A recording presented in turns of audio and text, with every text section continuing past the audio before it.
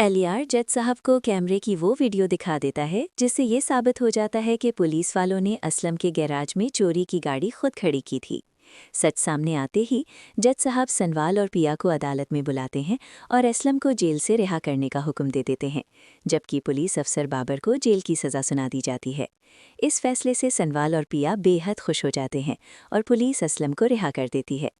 सनवाल और पिया असलम को घर ले जा रहे होते हैं कि रास्ते में अलियार आ जाता है। पिया उसका शुक्रिया अदा करती है और असलम भी कहता है कि आज वो सिर्फ अलियार की वजह से रिहा हो पाया है।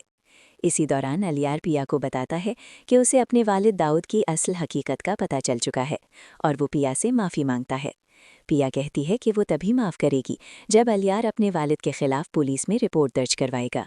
अलियार हिम्मत करके सनवाल और पिया के साथ पुलिस स्टेशन जाता है और दाऊद के खिलाफ रिपोर्ट दर्ज करवाता है कि वो गरीब लोगों की ज़मीनों पर कब्जा करता रहा है और पिया की मां की मौत का जिम्मेदार भी वही है।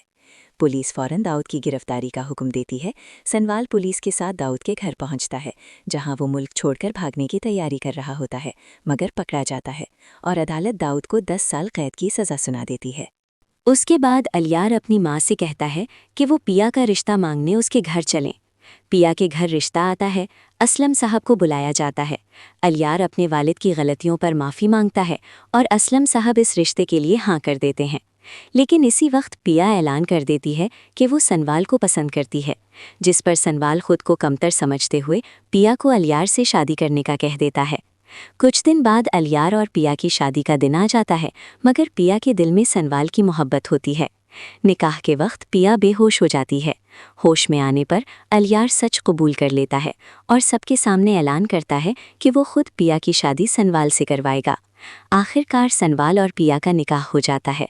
अलियार आखिरी मुलाकात के बाद ऑस्ट्रेलिया चला जाता है और असलम साहब पिया की रुखसती कर देते हैं। इस तरह पिया और सनवाल की मोहब्बत अंजाम तक पहुंच जाती है।